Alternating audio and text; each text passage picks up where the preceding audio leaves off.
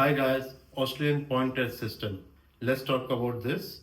Now, if you want to apply for subclass 189, 190 or 491, of course, you need to look at the point. So what I want to do is, let's go through each and every section of the point test system.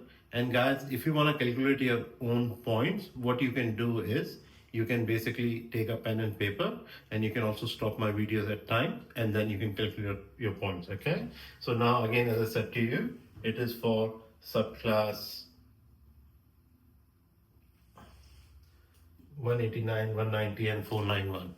Now basically, so let's look at the overview of the points. So to qualify for the skilled migration visa, you need to have 65 points. Now, points are awarded based on English proficiency, work experience, education, and there are other factors which we will talk during the other slides of the videos once we get there. All right. Now, you can also get some additional points earned through state nomination, which is basically 190 and 491 visas, or through your partner skill. So if your partner can get 6 each in English, you get extra 5 points. If your partner can get skill assessment. Now remember, this gets little tricky, guys. So just for giving you an example, if you want to apply for an expression of interest for 189 visa, then when your partner gets the skill assessment, their skill assessment should be on the list of the occupations which are on 189 visa. If you're applying for 190, same applies. For 491, same applies. But generally speaking, for 190 and 491, most of the occupations are covered. Mainly it is for 189, because 189 only covers medium to long term list. I hope this brings sense to you. All right. Now, the guide provides you an overall breakdown of the categories, which we're gonna go further and we're gonna talk about it. Now, age. Now, if your age is between 18 to 24, you score 25 points. If your age is between 25 to 32, you score 30 points. If your age so this is the prime age, and so if you are between this age, you score the highest points, guys. Now, if your age is between 33 to 39, you lose 5 points, you get 25 points. If your age is between 40 to 44, you get only 15 points for your age. And anyways, this doesn't apply because if you're 45, you would not be eligible for this visa anyhow. So that's the points for the age, which you can write down on a piece of a paper. Then English. Now, if you get 6 each in English, which is the minimum requirement to apply for point system, you get 0 points. If you get 7 each in English, or equivalent to PT and other English exams, you get 7 points. And if you can score 8 each in English, then yes, you score 20 points. All right, now let's go to the work experience. Now, there are 2 separate work experience point system, one for overseas work experience and one for domestic work experience, which is work experience in Australia. So when we talk about overseas work experience, if you have less than 3 years of work experience, you get 0 points. If you have work experience between 3 to 4 years, you get 5 points. If your work experience is 5 to 7 years, you get 10 points.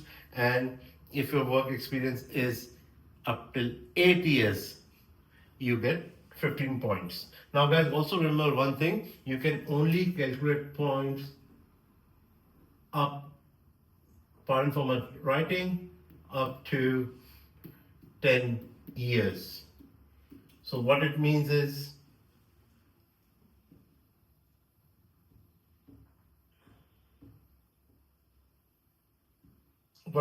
guys, is that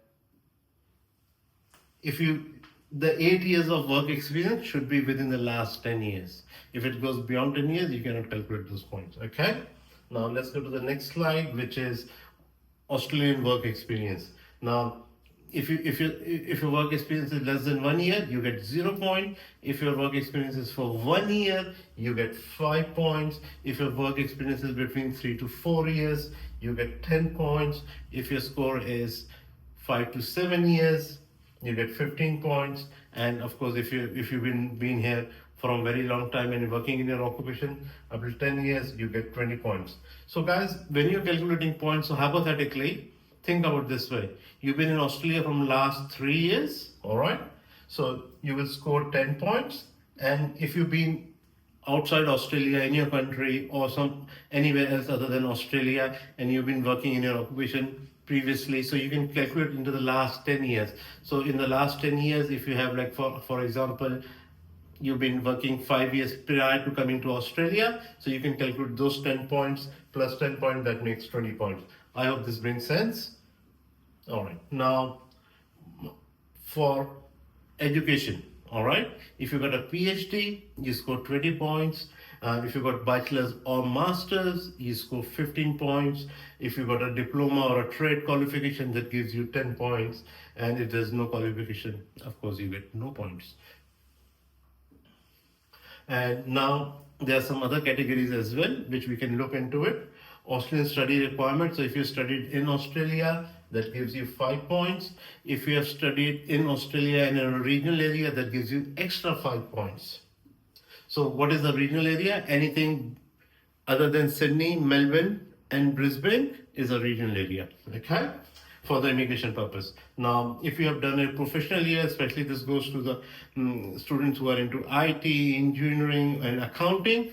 Now, I know accounting is, there would not be any more professional year in accounting from 5th of March, which is probably, we are making this video on the 4th of March 2025, so this is from tomorrow, so there will not be any. But in the past, if you have done your professional year in Australia, that will give you 5 points. But of course, for IT professionals, it's gonna be continuing. All right. Now, if you have done IT, now if you've done NATI, so NATI is basically a conditional community language test where you need to translate from, there are multiple languages to English, and that gives you extra 5 points. And this is something which somebody who's overseas, you can also give this NATI test and score those 5 points. You don't necessarily have to be in Australia to do that.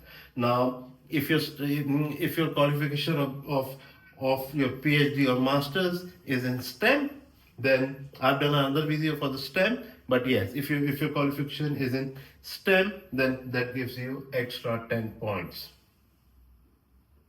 Now, Australian partners, very interesting, guys. Now, if you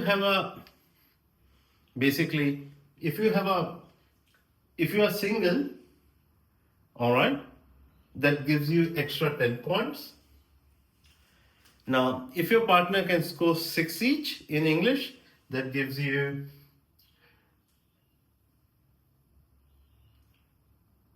5 points. And if your partner have 6 each in English, and they can also get the skill assessment in one of the occupations, that gives you 10 points.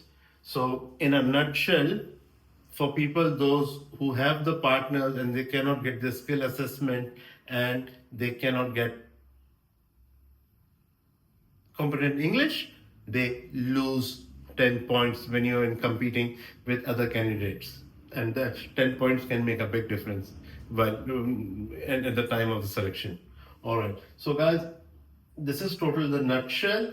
Now, also, when if you're applying for 190, okay, or if you're making your expression of interest for 190, that gives you extra 5 points. And if you're willing to go for 491, that gives you extra 15 points. I hope that brings sense. And of course, for 189, which is a general category, there are no additional points. And this is the reason why you get these additional points, is because the government promotes people, migrants, to live in the regional areas, and that's the reason why you get these extra points, because everybody wants to live in Sydney, Melbourne, Brisbane. Okay, now again, let's go to the summary of the points. Minimum points are required, which are 65. Points are awarded again. So age, education, work experience, English proficiency, and additional factors which we just talked about.